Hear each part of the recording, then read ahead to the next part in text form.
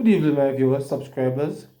Welcome back to another M&M TV video. Yeah, and my viewers and subscribers, in this video this evening, you're going to be hearing an interview, my viewers and subscribers, that Natalie did with Mr. Newton Amos. Yes, and my viewers, it's a shame. Yeah, it's a great indictment that Mr. Newton Amos have leveled at the member of parliament who have never really attended parliament. What can go so? My viewers and subscribers, I wonder how come Mr. Mark Golden and his general secretary is so silent and the absent Hugh Graham. Is Mr. Hugh Graham sick? Because if Mr. Hugh Graham is so sick, he should resign. But for him to treat the people, my viewers of St. Catherine, the way he treated them, it is nothing short of a national disgrace. A disgrace. He also treated them bad, my viewers, in his constituents. Yes? Shameful. So you're going to be hearing from Mr. Newton Amos as he have a conversation with Sister Natalie. And believe me, it is eye-opening. You're going to be hearing some shocking situation that Mr. Newton Amos have described in this area. Yes? And it's awful, terrible. So my viewers, it's a bit lengthy. So let me get straight to it so that you can hear it. If for those of you who have never heard it for yourself. Yes? So let us take a listen at this time to the conversation between Sister Natalie and Newton Amos. Thank you. You want to introduce yourself to the people real quick? Well, my name is Newton Amos. I'm hail from St. Catherine. I was born and grown up in Mount Rasa, just on top of the hills of Yorton. And I'm sure by now, most, if not all, would appreciate who I am and what I've done over the years. And, so I'm now in politics, and I have been representing the Jamaica Labour Party since September of 2015. Okay. Up until now. Okay. So, Mr. Amos, the reason why I asked for you to join us, and I'm glad you did, thank you for joining, is because as we get closer to the election, there's been talks about the candidates who are, running in the constituency. So you are representing the Jamaica Labour Party. And can you just tell the people what is the status of the JLP in the constituency at this time, and how do you feel going into the election? Well, the status of the campaign as we speak, I have just left earlier today. I have been in the constituency where I visited up on several things that are taking place there, and the people are upbeat. And I have an organization on the ground. I have had that in place since 2016. And despite the fact that I have lost 2 elections, I have kept the organization in tune. I have been in touch with them, and therefore it's not hard for me to get the machinery up and running once again when there is an election in the year. So my support there and the support for the JLP is as strong as ever, and even more stronger, because a lot of young people are now a part of the voters list, and they are very optimistic of their future with a prime minister such as ours, and they have recognized themselves with him. And because of the work that we have been doing as an organization in St. Catherine Northwestern, the people remain with the JLP. I have not been able to take over the seat in terms of winning, but we have made tremendous strides in bringing the seat to a marginal one. And I am confident that the JLP will be able to win the seat this time around for several reasons that I could give to you if I'm allowed to. Sure. Now, we all know the history of St. Catherine North Western. It has been viewed and seen, and quite rightly so, because the PNP has had control representing the constituency. And all four divisions, we have the Linstead division, the Treadwest division, the Yorkton division, and the Lower Huddersfield division. And since over the past 36 years, Mr. Pickersgill had a hold on it, along with the four councillors. The individual councillors change over time, but they still control the divisions. And in 2016, I succeeded Dr. Nisbet, and Mr. Pickersgill consistently won that seat, majority of over 4,000 votes. My first attempt was in 2016 September. I lost the seat by 900 votes. And 4 years after, 2016, I lost by 22 votes. And we had a magisterial recount because there were a number of discrepancies. And the eventual last count was 127. And since then, we have had three candidates since 2016 up until now. Mr. Pickersgill, when he realized that he was not going to be successful the next time around, he went. And then he placed Mr. Graham, who was the councillor for the Lower Huddersfield division. And Mr. Graham, we had a magisterial recount.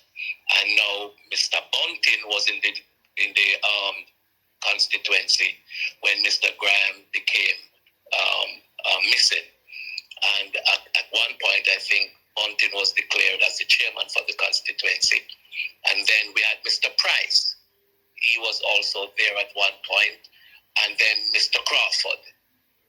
And so at least five of them have had the displeasure of encountering them in the constituency. And I said the displeasure with nothing unpleasant, but simply because they are all non-performers, and they are just trying to find a seat where they think that they will be able to win easily.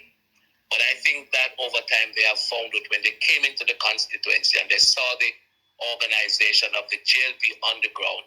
They came to a realization that it's no longer a safe seat for the PNP.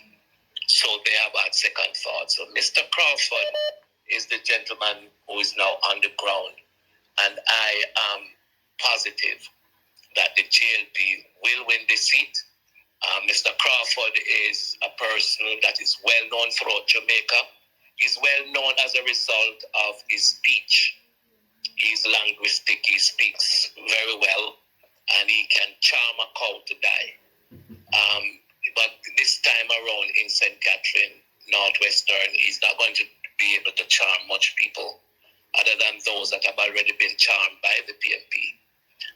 Because they have done nothing in the constituency over the past 30 years to cause the people to gravitate towards them in any meaningful way. That's why they have been losing votes over a sustained period because of their lack of performance in the constituency.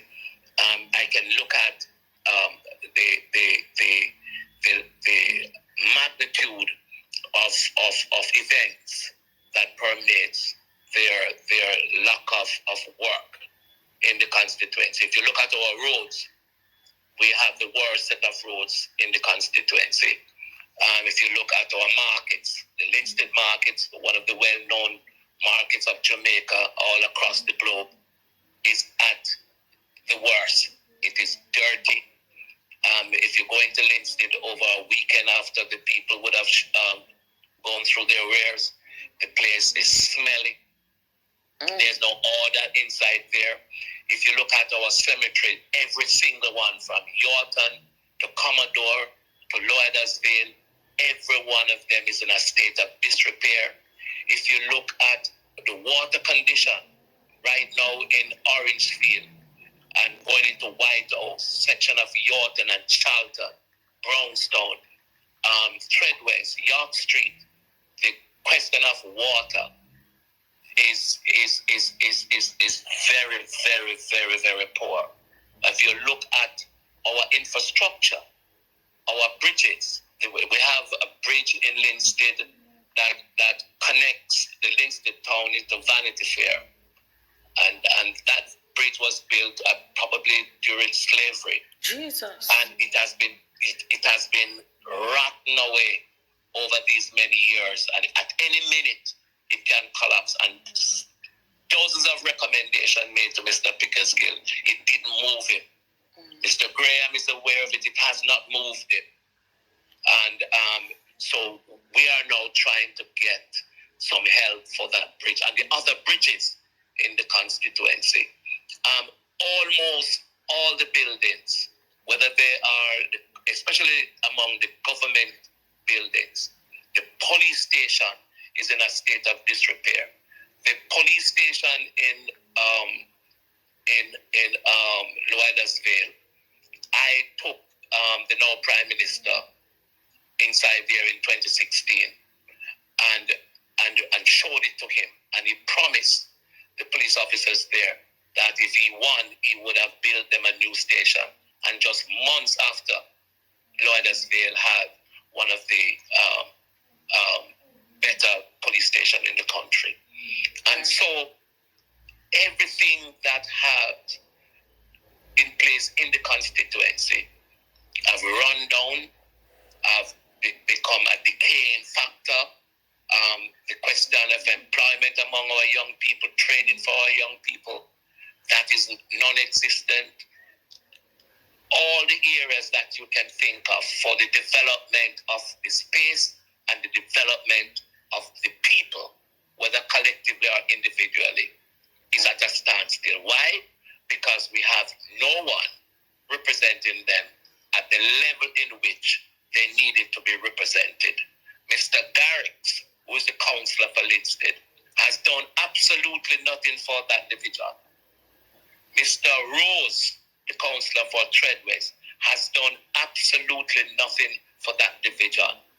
Then there are two new councillors, Mr. Tingling for Yorton, and I think it's Mr. Grant for Loyalsville. They have just won in the last municipal election, so I won't comment much on them, because to be fair to them. But I have no doubt in my mind that they will follow suit as the ones before them. So we are upbeat. Mr. Graham, if you look at some of my interviews in 2016 coming up into 2020, you will see exactly what kind of representative that I spoke about. I spoke about Mr. Pickersgill. I spoke about his nonchalant, his lackadaisical, his absence, his lack of hope, bringing any hope at all for the people. You would have seen where I predicted what would have happened, that it happened. I told them again about Mr. Graham, that all Mr. Graham is interested in is to flash about, dress about, speak about himself, and how rich he is. He had no interest for the people. He only wanted to get into parliament. I warned them. I did it publicly, and I wasn't being nasty to him, because he's somebody that I speak to and get along with. I don't hate him. I don't hate Mr. Pickersgill. I don't hate any of the PNP representative.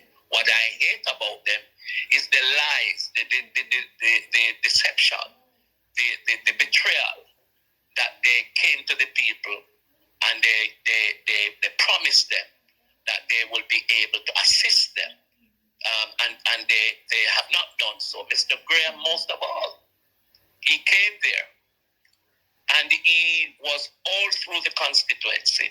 Everywhere I went, I saw him. Now, where is he? Where hasn't he been in the constituency to do what he promised the people that he would have done? The water issue, the road issue, the lighting issue, The issue of the markets is going to tell you that it is a parish council matter. When I become the member of parliament, whether the road is a parish council road or not, once it is affecting the people adversely, it is my remit to make sure that help comes to the people. We have the Spark program, $40 billion allotted to the program. And the one and only meeting we have had with the Spark Secretariat, he was missing. He was not there to represent the constituency, to ensure that the people's business were being treated with. He was missing. And up until now, he have not shown his face around here. I am not the member of parliament, and I have to be taking the battle and the fight to ask and to beg for assistance to come to the constituency on behalf of the people. It is not fair. And Mr. Graham is being paid by the taxpayers of this country. And finally, let me say this. The hypocrisy of the People's National Party, both the leader... Very indeed. Also, Mr. Damian Crawford, they are deceptious in their pronouncement. If I were the leader of the opposition, there can be no member of parliament in my party that could have behaved in the way Mr. Graham has behaved. And I am not calling him to answer question. I would not have gone to the public and say to them, I am disappointed in this member of parliament. He's not doing what we expect him to do. And we are saying that he's no longer representing us. 4 going 5 years, Mr. Graham is missing out of parliament and missing from the constituency. And Mr. Crawford, who loves to speak about how bright he is, could come to the people and talk about how honest he is. And at no time has Mr. Crawford opened his mouth that is always open to say that Mr. Graham has done wrong and that Mr. Graham had let down the PNP.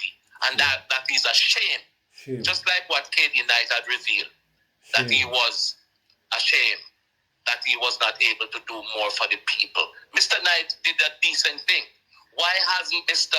Golden and Mr. Crawford do the right and decent thing to call out Mr. Graham and say, come into the constituency while you serve as member of parliament and do your job because you're making it bad for the PNP. They don't have the cause to do so because they are dishonest, deceptious, and they are a betrayal to the people of this country, and in particular to the constituency of St. Catherine Northwestern. They shouldn't have shown their face back inside there. Disgraceful. So, Mr. Amos, the sitting member of parliament, Mr. Graham, he wasn't just missing from the parliament, but he was missing from the constituency too? I can attest to this, that Mr. Graham, he doesn't have an office in the constituency. He doesn't have an office which he occupies in the constituency. The office that he had before he won, he ran out the rest of the PNP, Mr. Garrix and the rest of them that was in it. And they had was to go and find a little place down on Royal Avenue to put up an office. Here?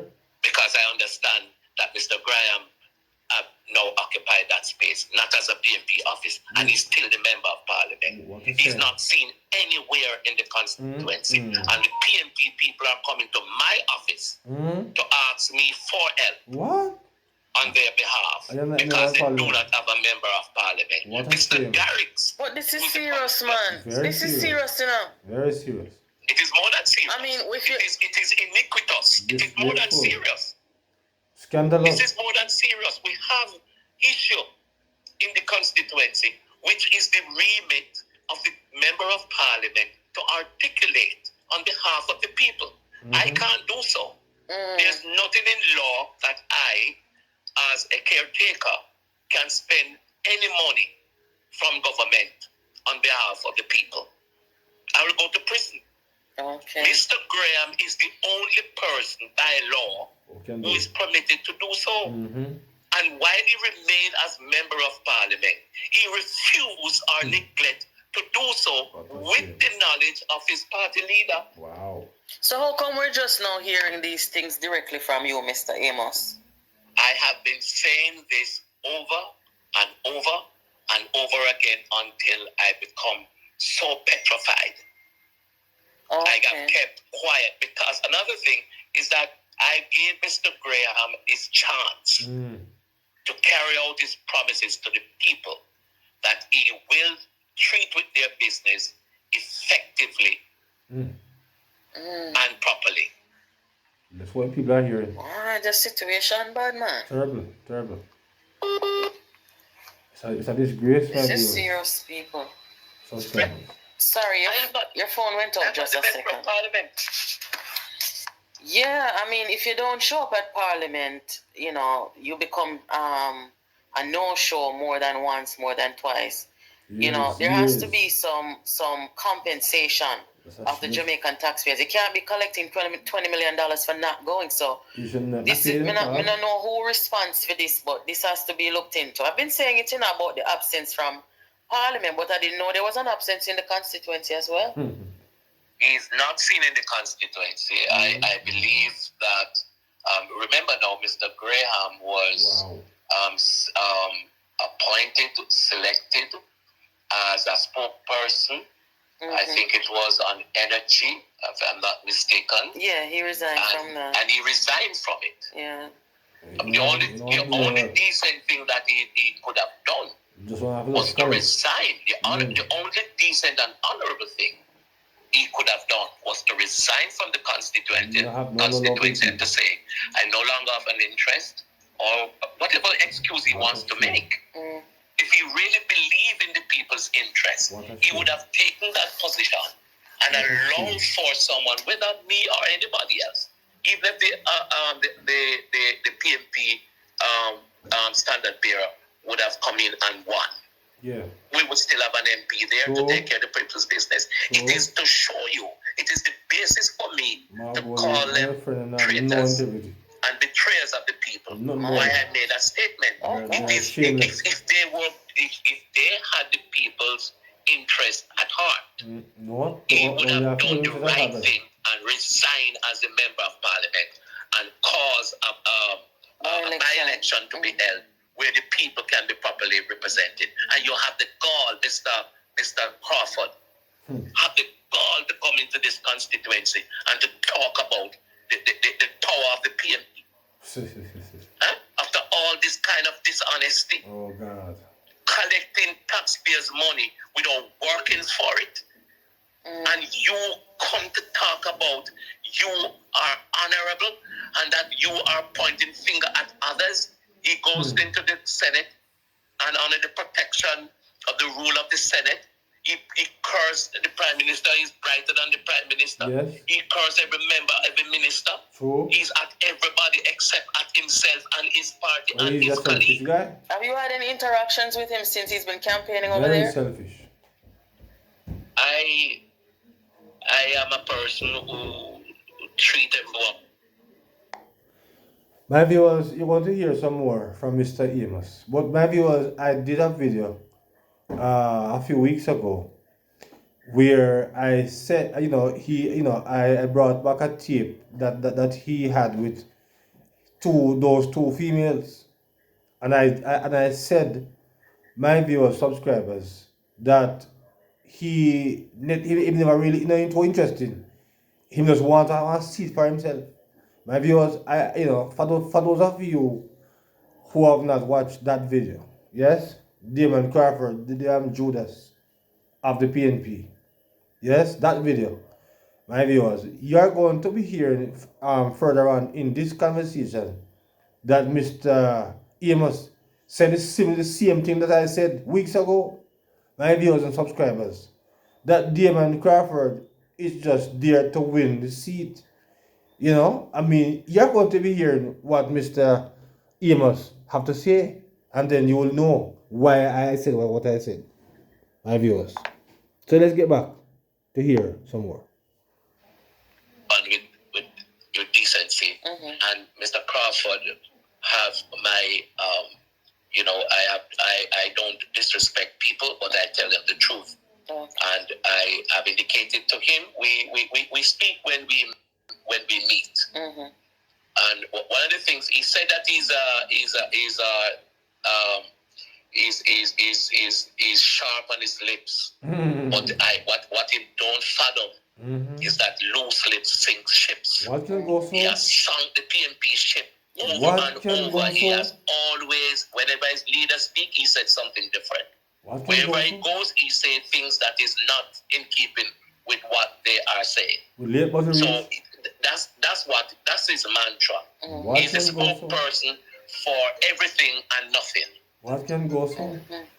And that's what is going to happen in this constituency. And I want to take this opportunity to again say to the people of Northwest St. Catherine, Mr. Crawford speaks about himself and himself and himself. He's the brightest person. He wants to be prime minister. He wants to be leader of the opposition. I don't, and this is my personal listen view. to that part of my and it has been said on the street. This is what I said a few weeks ago. I've not heard him said it, so I don't have the authority. But I don't think Mr. Crawford wants the PNP to win.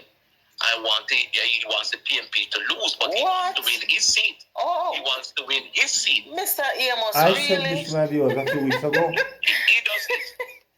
He doesn't. From that same Mr. Amos, video. come on now. That is a serious statement. We say no one PNP. I said this a few weeks ago. Mr. Crawford, in his current state of mind, He's about himself. that makes every statement against what is said by his leader and his party.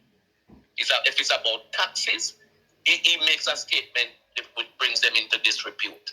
How could it be a person who qualifies himself as a senior spokesperson of a party? You think I could go there and speak against what my leader and prime minister has stated as a policy? You think I would be stupid enough to do that? So if he's so bright, why would he be speaking out of turn? Don't you think this is deliberate?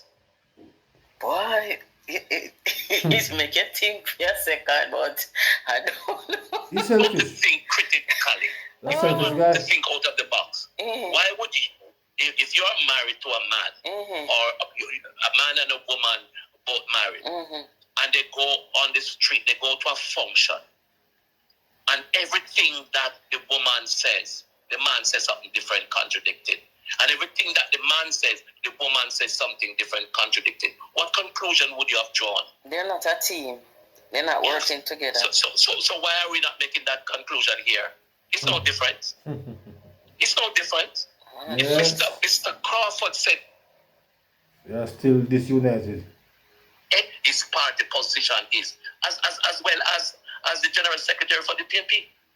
Whilst I will tell you that I believe that the General Secretary wants his party to win, Yes. I can't say the same thing for the other guy. True. Okay. Because he wants to be Prime Minister and he wants to be leader of this party. True. Go back and look at his statements and his outbursts over the years with him and Lisa Anna, with him and the same Mark Holden.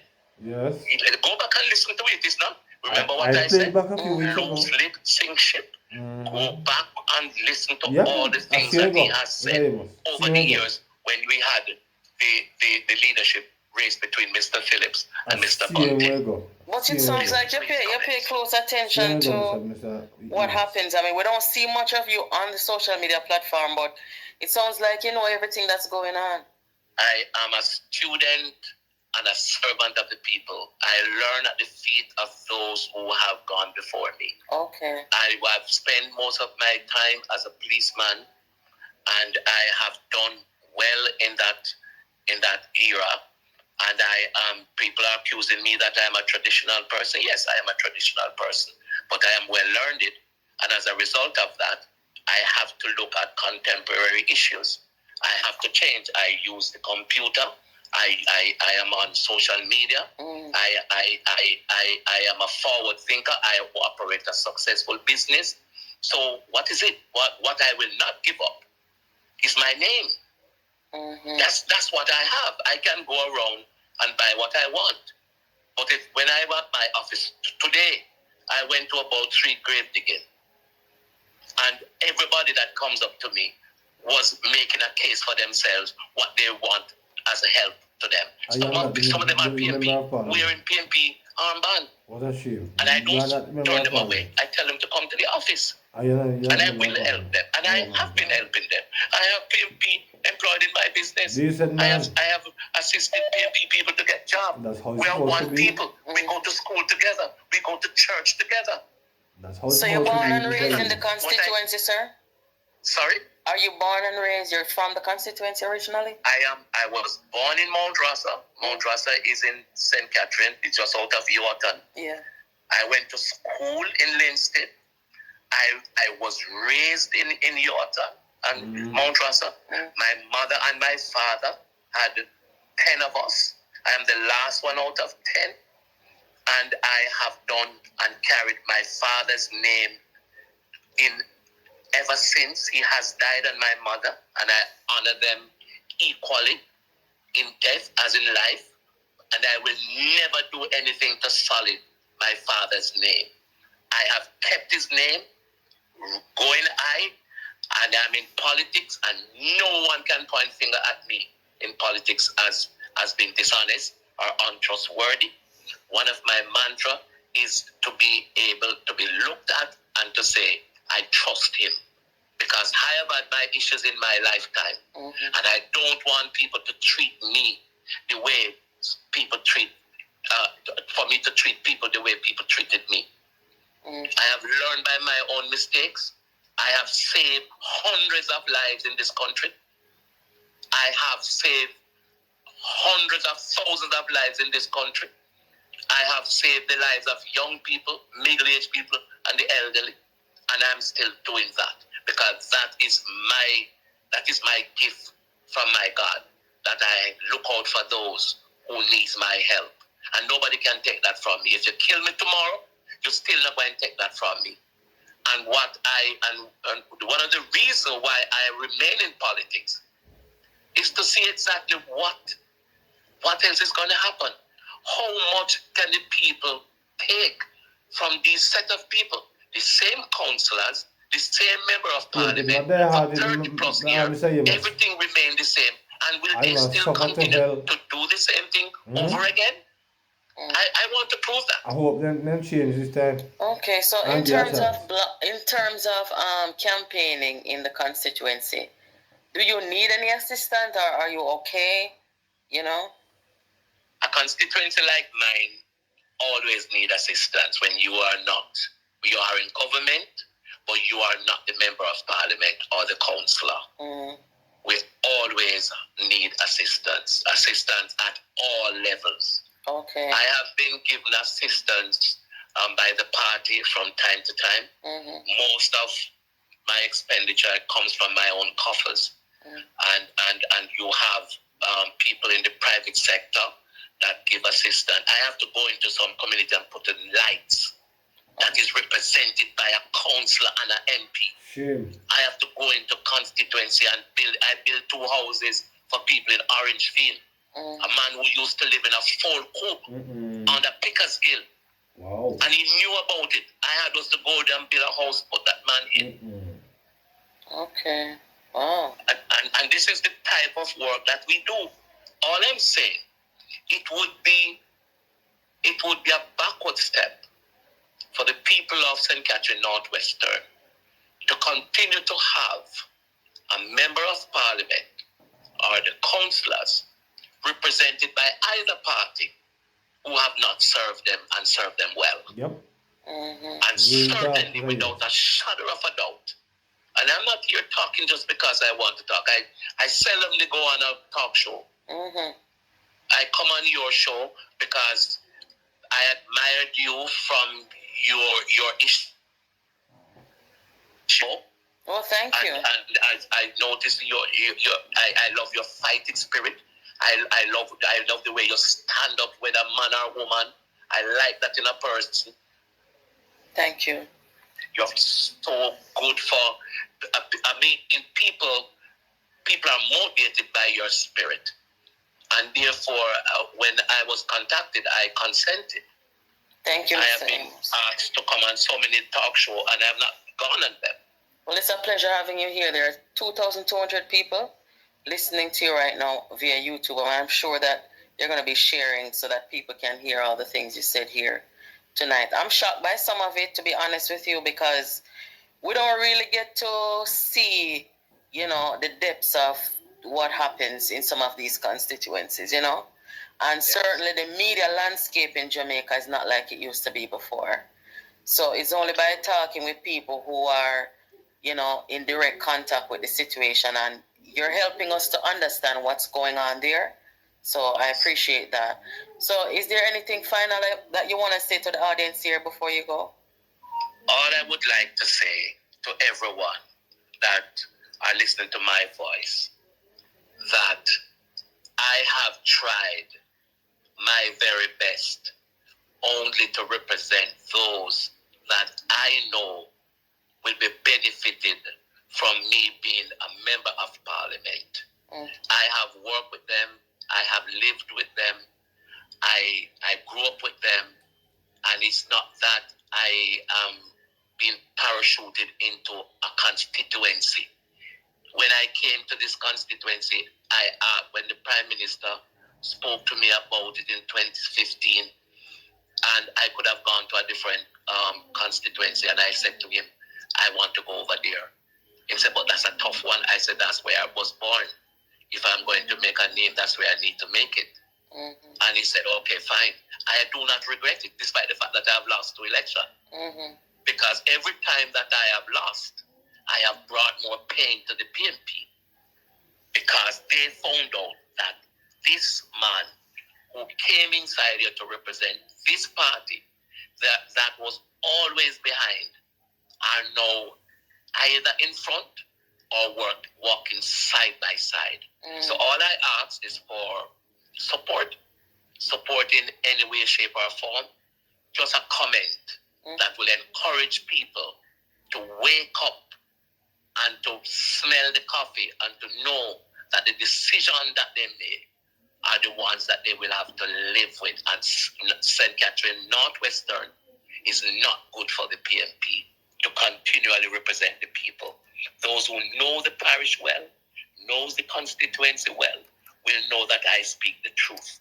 And finally, Mr. Crawford is not a trustworthy person. Mr. Damian Crawford is not a trustworthy person. He says the things that he wants people to know. He does not do the things that the people want him to do. And he says things that pleases himself.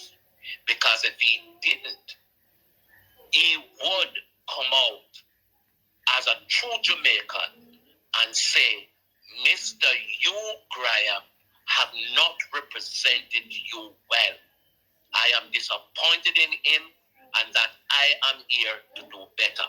Until he is able to say that and to say that definitively, I will have him as a traitor to the people. Oh.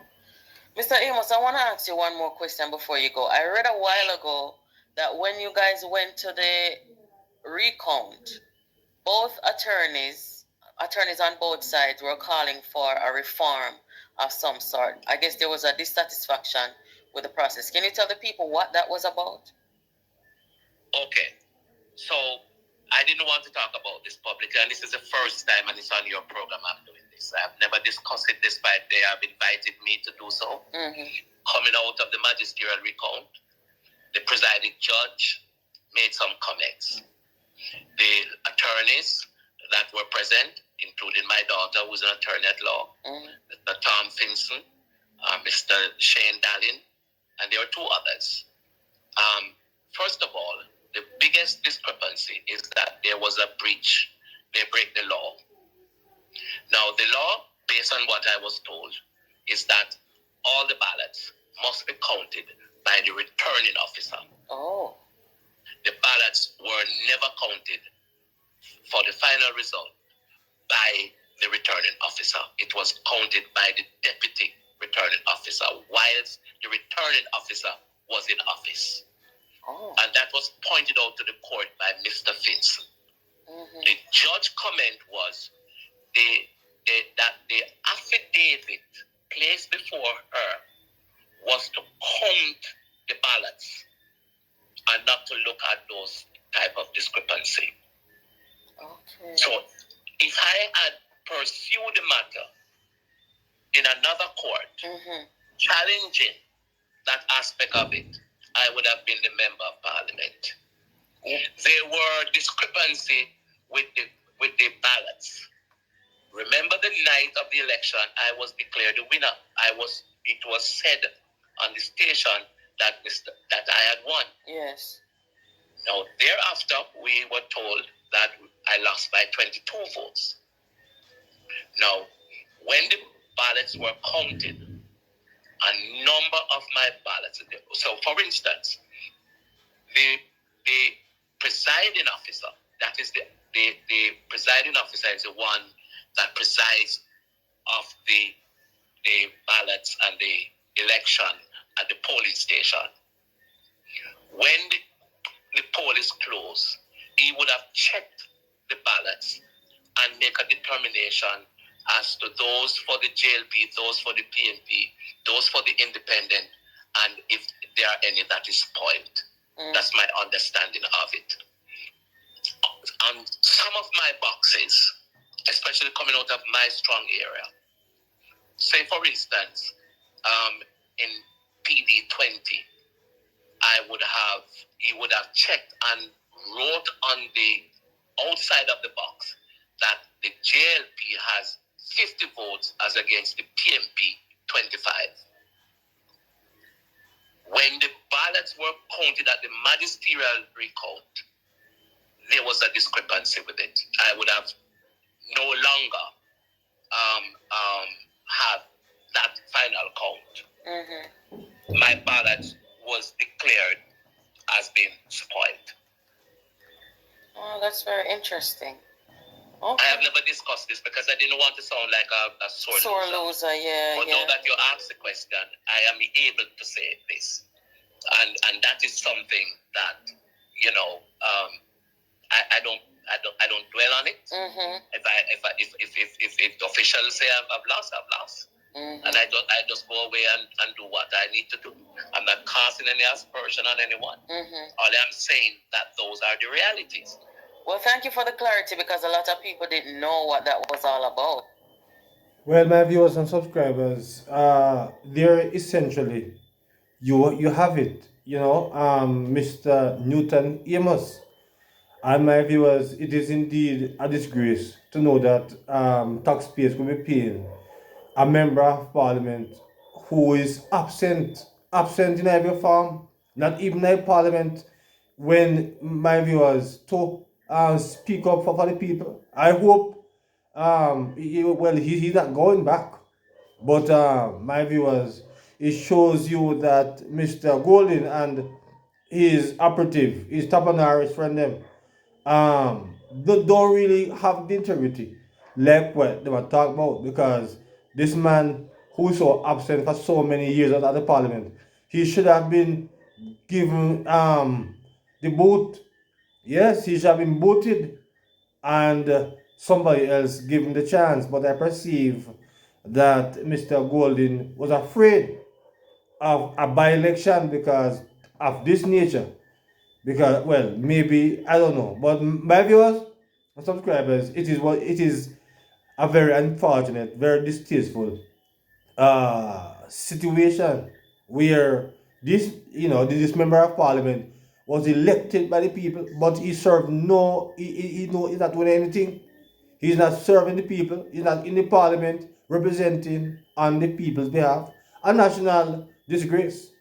Yes, Mr. Hugh Graham is, I mean, why did he go into parliament, enter into representational politics in the first place? Because he certainly have no desire to represent the people. Apparently, he want to represent himself and get rich. My viewers, getting easy money that he not really work for.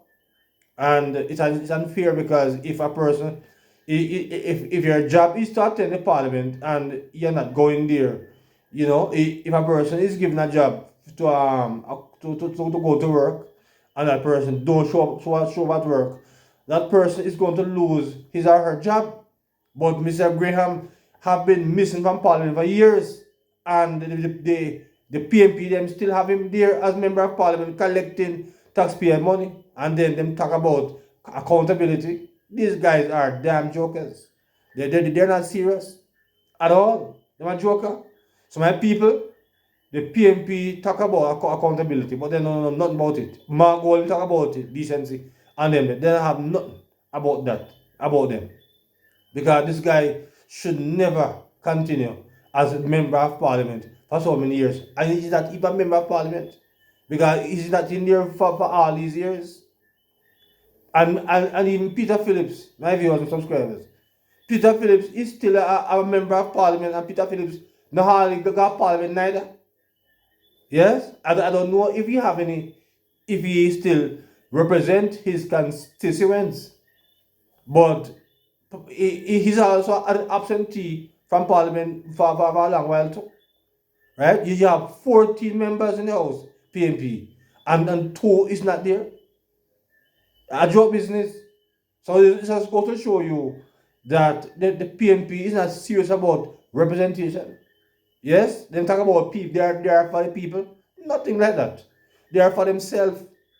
So my viewers, I won't keep the video any longer. So please remember to like, share, subscribe to the channel, and drop your comments in the comment section as it relates to what Mr. Newton Ema says about you, Graham.